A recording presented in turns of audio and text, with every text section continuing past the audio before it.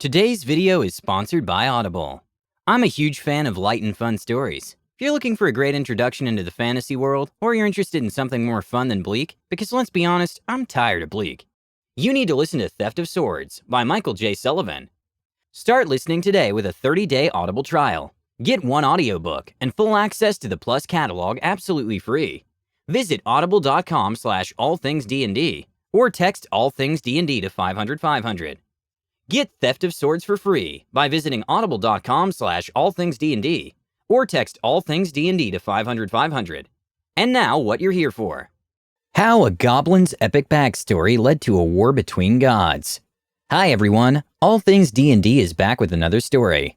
One of my favorite things about D&D is character backstories. A great backstory is the difference between an okay character and campaign and an amazing one. Listen to this epic goblin's backstory from the character's perspective and share your character's backstory with us. Hello, far friends. From mountains to moons we may be distant, but I bring you good news, the news of the Wolf of the Lone. Will you please give a scarred shaman a moment of your time? If you are a goblin like I am, then you have likely heard tales of the Mighty One, the god Maglubiet, and how he slayed all other gods that did not bend the knee, how he united many peoples under his gifts of fear and subjugation. I am sorry, far friend. My memories overwhelm me. My rebirth came under the reign of Clarg, the would-be chief. My brother and I were slaves to a tribe of bugbears. We had been enslaved for so long that we were trusted enough to stand guard outside of the sleeping cave. However, nature called and we both ignored our duties. It is when I began to relieve myself that the grass turned to a slick, oily substance beneath my feet. I tried to step away, but I lost my footing and fell hard onto my back. After that, I do not know, as the pain came and darkness closed in around me. When I awoke, my entire world was on fire. Everything I knew was pain and burning. I do not recall how, but I seem to have made my way to the river to douse the flames. I vaguely remember a sharp-tugged something pulling me out of the water, where I would have surely drowned. Next, I remember it is night. I am licked away by one of the wolves that had been chained in the cave. Her maw was stained red with the blood of my captors. I did not weep for them. Whippings daily while being forced to listen to the mad rantings of a crazed bugbear. They were not worthy of my tears. My body was in pain, every inch burned and pulsed with agony. Half of my face and most of my body covered in horrendous, painful scars.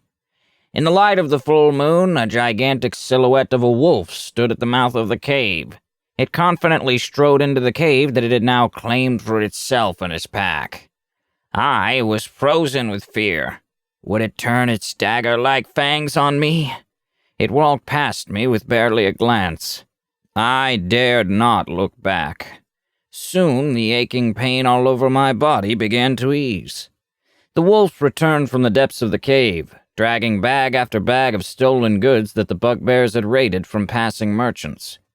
As it had dragged the last bag to the edge of the tree line, it returned, and I knew it was coming for me. Then a voice filled my mind. I heard the Wolf of the Lone speak for the first time. Gentle and reassuring, with all the care and worry of a mother for a newborn babe. Still, the wolf only spoke one word to me, one command from my new god: build. With that, the wolf left one of every tool and a box of nails and walked away. Knowing that I had been touched by some sort of divinity, I fell to the ground and wept openly. That night, the first night, I rested. The next morning I began as the wolf had commanded, and as if by divine prophecy, once I had built it, they came. Other displaced goblins from the other clans. A few bugbears who were just tired and wanted the free food of our burgeoning village. I dared not tell them no. It was several weeks before the Wolf of the Lone returned to the small but growing village. Small huts had been built, and many of us had begun work on large log walls. When the wolf returned, they returned with another goblin by the name of Droop. he had been given a sword by a group of chosen of the wolf. With several kills, he was at that point our mightiest warrior. Within another week, the wolf returned again, this time with 3 hobgoblins who had accepted the wolf's tutelage. After Bonekisser and his compatriots joined, the clan felt different. Our wolf felt different. Again, weeks went by before the wolf returned again. They had saved most of the residents of a village that had been under siege by an inquisitorial paladin, and they too added to our number. The wolves stayed with us for a week. Speaking to their preference, both Bonekisser and I prepared the clan. The Wolf of the Lone seemed bothered by something. I learned a valuable lesson. There will always be those that want to take from those that they perceive as weak. A small village of refugees was the prime target for the worst that live in this world. Under the cover of darkness, Booyah Booyah Booyah attacked with his small army of ogres and goblins. Our wolf transformed into a massive ethereal wolf that glowed in the moonlight. In the midst of that faithful night, the wolf was given a name, Gesh. Gesh and their chosen joined in the defense and fought off the small force. The wizard fled, and the group followed, while I stayed behind. The teachings of the wolf came to my mind as I came upon 2 surviving ogres, how the wolf accepts all, how the pack looks after the wounded. At the disgruntlement of General Bonekisser, I nursed the ogres back to health, and in a few days they had become the most staunch defenders of our faith. Once the village was secure again, Gesh disappeared into the woods. It was during this absence that we all felt the change. Our wolf felt closer to all of us. When the Gesh returned, their form was larger, bulkier, their fur stark white and covered in arcane markings. I do not know how, but we all could feel the power growing within. Gesh. We all bowed as Gesh introduced us to our new packmates, a tribe of 80-some kobolds with a clutch of eggs with them. Power is a magnet. With each addition to our tribe, Gesh's power grows, but others have begun to notice. Tonight I write this upon receiving a dire proclamation. A hobgoblin war chief dubbed Vidressa the War Mother has declared war on us in Maglubiet's name. I do not know why, but she sent a letter declaring that the Dark One's power compelled her to do so. Even the day before this letter, I have seen true miracles. A necromancer teaching magic to the most foolish among us, an ogre. The artificer tinkers in his new tower with his kobold allies, constantly bringing us the wonders of firearms and explosives. I write this for posterity. I may know many words for a goblin, but I have earned my blessings. Wish this clan of barely 100 fools luck, for a force 300 strong is coming to knock on our door. Perhaps I will see one more miracle. A small group of adventurers has just arrived. I have a good feeling about them.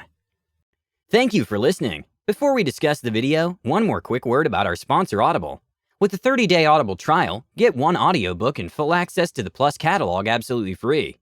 There's more content now than ever before, so I'm sure you'll find a perfect podcast, Audible exclusive, or jump into the incredible world of Ryria, and you can hopefully make your teleworking experience a little bit more enjoyable.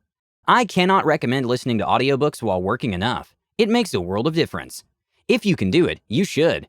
Sign up now. Get Theft of Swords for free. The narrator does a fantastic job of capturing the witty banter of the main characters as they steal your heart.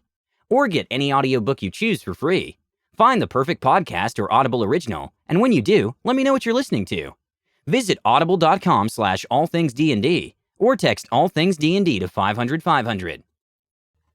I love that we're left in suspense on the battle and the decision the goblin makes to join the party of adventurers that help save the village. Sometimes meeting in a tavern is great. Sometimes meeting because of an amazing backstory is better. Please let us know what you think and comment below.